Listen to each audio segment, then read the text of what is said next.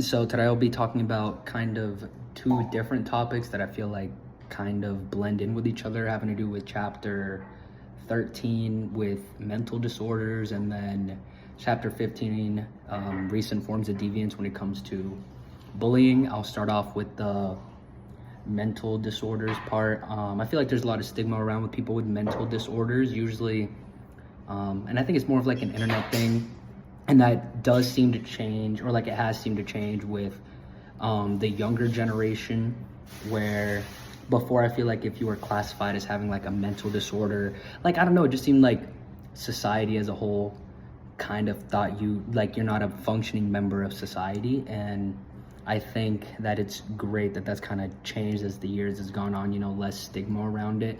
But I feel like this kind of goes with bullying too, especially with cyberbullying. I know there's a lot of, people have a lot of takes and opinions on, cyberbullying, all this other kind of stuff. And it definitely is a problem, but there's a weird barrier there, I will say. But when it comes to, I don't know, especially nowadays, I feel like there's a new trend on the internet. And I feel like if you're chronically online or even not, you can kind of see, people being what they call trolls, literally just, in a sense, bullying or talking crap to people just to do it. Like they have no opinion on whatever the video or picture is.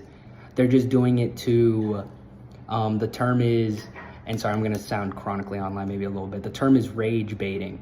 You kind of just saying something maybe dumb or something wrong to get people mad, and it's kind of weird how that's kind of been taking place, and I feel like that, like I said, kind of falls into bullying, because you're basically just purposefully baiting these people into making themselves, in a sense, look dumb, and that's kind of always been a thing. But I feel like recently, if you go on like, I don't know, YouTube or maybe even TikTok, definitely something that's a lot more prevalent now.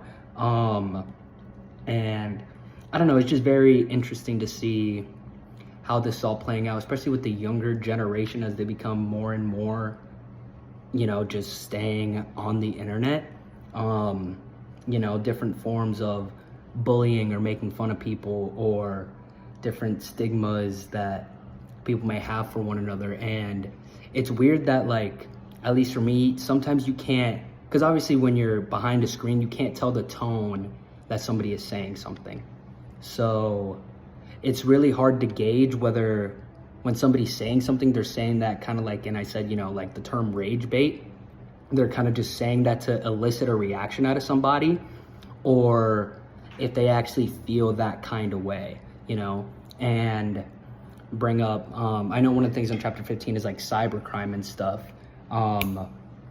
That's also going to make it really hard for people to know, bring up AI, what is a scam, or, whether somebody's actually being truthful. I feel like as time goes on and technology gets better and better, we're just going to be towing a very dangerous line of ultimately what's real, what's fake.